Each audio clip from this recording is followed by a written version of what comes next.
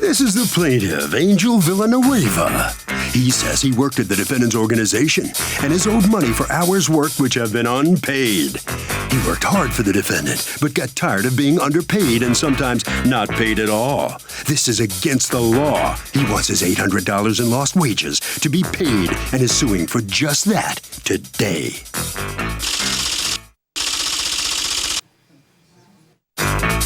This is the defendant, Owilda Cordero.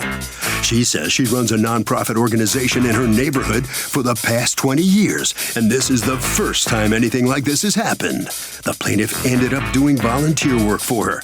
He was collecting unemployment and welfare, and she did him a favor by giving him a place to go every day. Bottom line, volunteers don't get paid, and she owes nothing. She's accused of stiffing an employee. All parties, please use your right hands. Be seated. Order, please. Litigants have been sworn, Your Honor. Thank you, Douglas.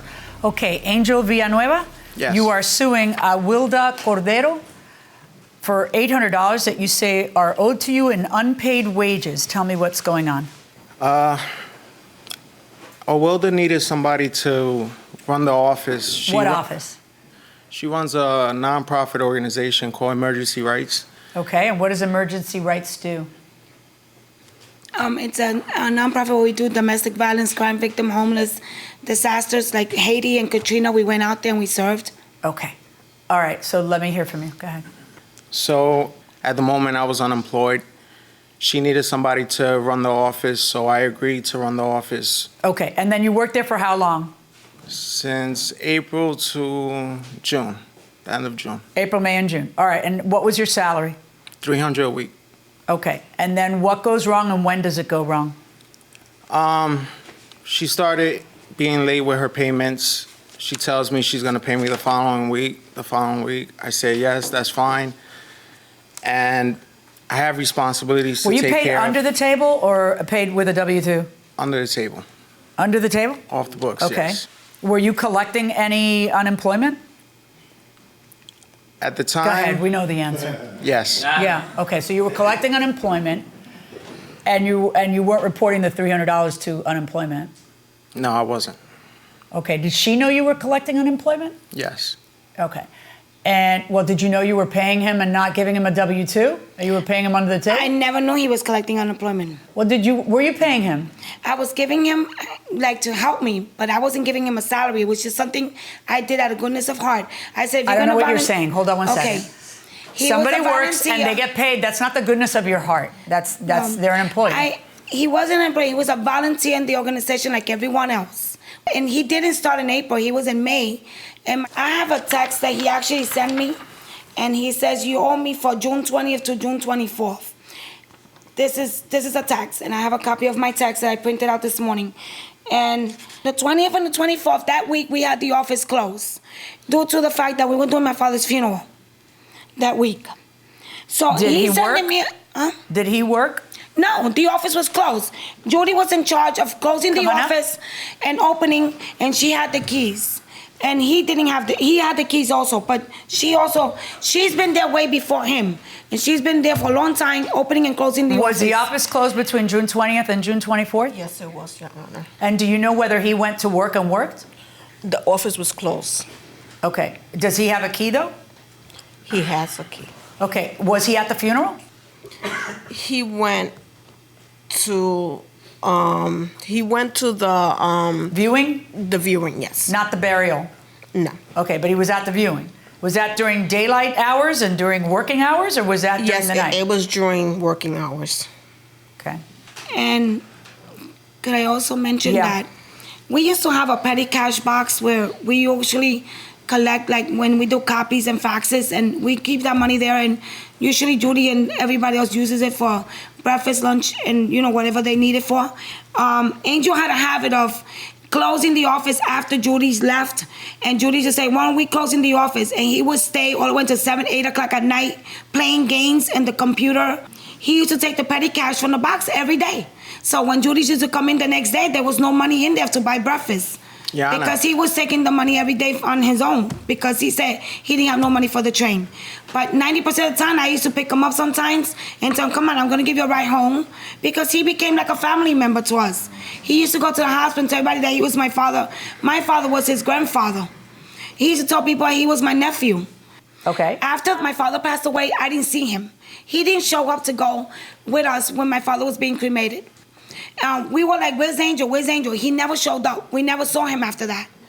And after that, I tried to reach out to him, which I got all the texts here to show you that I tried to reach out to him, and he wouldn't answer my texts. On Memorial Day weekend, which is after the 4th of July, was it? Labor Day, is it? After 4th of July weekend? Wait. Well, anyway, Stop. that Memorial weekend- Day's in May, Labor Day's in September, 4th of July's in between. I don't know what you're saying. Anyway, that weekend, it was in September. Someone went on Sunday and changed the lock. The only one that has keys to that office was Mr. Angel. So I said, we got to go into the cameras and see who did this. We go into the cameras. We get my expert guy with the cameras. He says somebody erased the whole Sunday. What? So the only one that's in charge of my email was him. He changed the password also to my email. I couldn't get into my email. Then that's when we called Joel. Did you do this stuff? No. If not you, then who, baby cakes? Because you're This the is- only guy with access to all that to be able to do all that stuff. Miss Millie, I mean, It's not Your Miss, Honor, it's yeah, Judge. And Judge. explain to me, The reason, which is kind of ironic considering I just called him baby cakes, but you explain to me, if it's not you, then who? the reason I started working there was because she couldn't trust her. Me pica aquí en marraca aquí. It itches me here and you're scratching She's me lying. here. She's making I that up. asked you a question. If not you, then who? It's somebody who has a key. You're the only guy who has a key. It's somebody who knew how to wipe the screen clean. was You're the never only a guy who lock knows how to do change. that. It's somebody who, oh, by the way, I take it the purpose was to get clients, right? Because are you forming your own nonprofit? No. No? Well, he actually gave his cell numbers to the clients, and they started calling him personally in his cell phone. Okay, so what would be in it for him to, quote, steal clients? I don't know. Maybe we should ask him. I don't know why he was doing it. I don't even know why he even did this. To help clients? And what evidence do you have, by the way, of him? Well, let me see your texts. Please. Can you please get them on the phone? Because that way I can scroll up and down. Can you switch with Judith again? I want to ask her a question. Did you ever witness him charging any clients? There were several times, yes. Where he would charge them? He would tell them that it's a nonprofit organization, but a little help will keep the office open to be able to help other clients. And then what? People just reach in their pocket and hand it over? Yes. And how much would they hand over? Sometimes 20, 10. And where would that 5. money go? To him, It would go in his pocket? yes. Did you ever tell her? She is finished Yes. saying petty Stop, cash. stop. Did you ever tell her? Yes. Well, why didn't you fire him when she told you that? No, I told him that he should be putting it in the petty cash because that's where we put all the Right, money in. but why wouldn't you fire him because he wasn't putting it in the petty cash? Why Because wouldn't you it fire was him? at the time where my father was in clinical, my mind was not all there. I was in the hospital all the time, 3 months in a row with my dad. Okay, hold on one second. $300, this is what he says is owed to him on June 30th.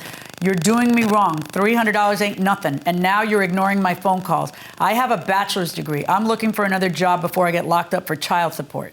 Then you say, first of all, I paid you $300. I told you whatever else I owe you, which acknowledges that you owe him something. I'm giving it to you by today. So you acknowledge that you owe him something on that day, Which June was 30th. like 200, wasn't no 300, but okay. Oh, now it's 200. Well, you know, this is a problem. Listen, you deserve each other. If you're going to work under the table, you're going to find it very hard to prove how much you're owed. And if you're going to pay under the table, you're going to find it and call it like just the goodness of your heart, you're going to be unhappy too. This is a problem, and this is why the law has regulations about this, so we don't fall into this. I realize that there's a benefit for you because you don't have to pay the taxes. That's good for you, But he right? also was Stop collecting- it. I'm talking. Welcome back to the People's Court. Harvey Levin here. So, plaintiff collecting unemployment, but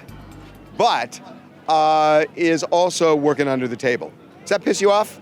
It absolutely pisses me off. I mean, what is this, double dipping? It is double dipping. We are paying. I mean, as tax, the tax people here are. You're starting to sound like Donald Trump. Like Donald Trump. What do you say? I think it's totally fine, just the way the world works, and I think that it's not that big of a deal. I don't think that it's. That's the way the world works? Yeah. Fraud? Not fraud. It is fraud. I don't think we have the ability to micromanage every single employer-employee relationship. I think that it's going to be up to the people. You do realize if I had 2 minutes, I'd win this argument, right? I do that. I do. I don't have two going inside the courtroom. Taxes are not just for the little people. They're for everybody, okay? So now you get into this swearing match where I've got to figure out what the truth is, and I guarantee you neither one of you are going to be happy. But I don't want to hear either of your flapping gums one more time. I'm just going to read the text, which is the one thing both of you can't alter. Were you charging her for being in the hospital with her dad? No, after I worked from 10 a.m. to 6 p.m., she'd be like, oh, because she never visited her dad. She was always outside and telling me, go. I know that's a complete made-up lie. I know that's a complete made-up lie because I recognize the pain. So please don't tell me that. Plus, I see her texting you constantly saying about what she's going through with her dad. Please don't do this at this time. So don't tell me she never visited with her dad. She visited her dad once a week. I visited her dad 4 times a week. Please. After don't be work, ridiculous. I would go to the hospital. And you owed me 2 weeks. You're saying you asked me to be in the hospital instead of the office. What about when I went after work? And that's when she loses it. Oh my God, please, are you serious? This was a sick person, could have been your own grandfather, and you're being this petty? You say to her, you owe me 2 weeks. So now it's 2 weeks again. What stuff was taken from the office? I have to let you know, I was in the hospital every day with my father. Do you think that I believe a word that is coming out of his mouth about that? I thought that I made myself very clear. No one with connected brain cells would believe that last statement. Okay? You do not from have the to, office? Yeah, what was taken from the office? I had put out of my own money. I started buying things to try to sell to raise money for the office. And he actually started taking these cars that were worth like $65 to $100 and took it for his son. And he never asked me for permission. He just took it because we get donations for people in the community, like for shelter victims. And he would take from that stuff. She's diminishing Stop my talking. character. There's an email to you on July 7th where he says you owe me for June 20th to June 24th and the 2 days you're talking about. If you say that by that point, by July 7th, she owed you for 2 full weeks and 2 days, why are you texting her that she only owes you for 1 full week and 2 days? Because she paid half of the 2 weeks that she already owed me. So then why didn't you say she owed you more? Why do you say that she only owes you $300 plus 2 days? That's what you say. The $300 plus the week. No, that's not what you say. You don't say you owe me 2 weeks. You say 1 week. Did I just catch you in the lie? Is that it? That you didn't have your phone? You didn't expect her to have all these texts? I didn't Maybe say that's one it. word. She spoke the whole time I was here. She diminished my character. Stop and I didn't talking. get to say nothing. Stop talking and stop talking. I'm not done. Based on what I've heard, I'm going to order the defendant to pay the plaintiff the sum of $400. And that should cover any days that were worked and that were not collected on. But the 20th to the 24th, Your Honor, my father died, and I didn't open that week. We're not doing this. This is the risk you run when you don't do things right. You don't want somebody using timesheets. You don't want somebody being paid over the table. This is the risk you run, that you're not going to agree with me. He doesn't agree with me, and you don't agree with me. Tough. I agree with you. I just want to say my part. Could I give you this? No. You cannot say one more word, and you cannot say one more word, because I'm going to bang a gavel and I'm going to leave, because I don't want to hear either one of you. She did all the I don't want to hear talking. either one of you. So good day to everybody.